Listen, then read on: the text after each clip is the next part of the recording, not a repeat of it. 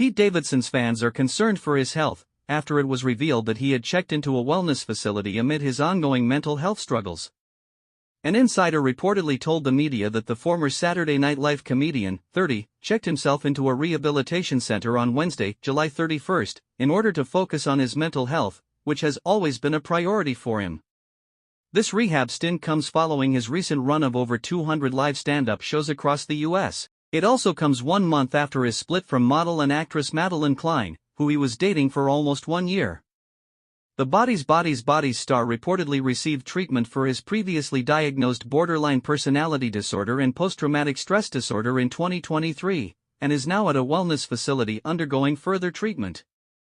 If we are to believe the reports, Kim Kardashian's former boyfriend regularly checks himself into rehab in order to stay on top of things. Pete will often check himself into rehab to work on these issues, an insider previously told People during his 2023 rehab stint, adding, his friends and family have been supportive during this time. Social media was rife with supportive comments from fans when the most recent news about him checking himself into rehab again first broke. He has never been shy about having mental health issues. Borderline personality disorder is very hard to handle. He is a strong advocate for standing up against the stigma and getting the treatment he needs and deserves.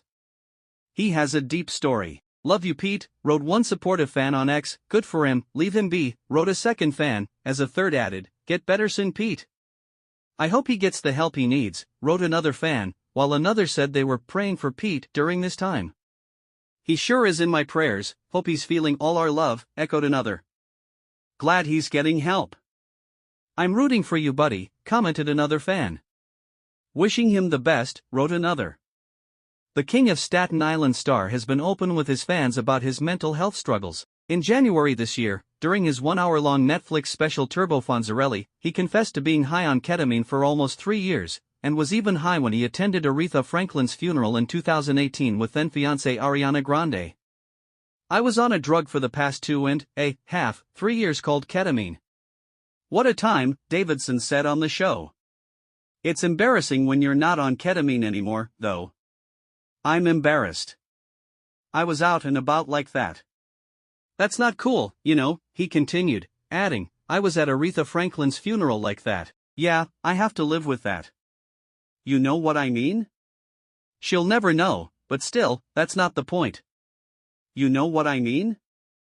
During an appearance on the WTF with Marc Maron podcast back in 2017, he told listeners that he had checked into a rehabilitation center in December 2016 after struggling with a borderline personality disorder.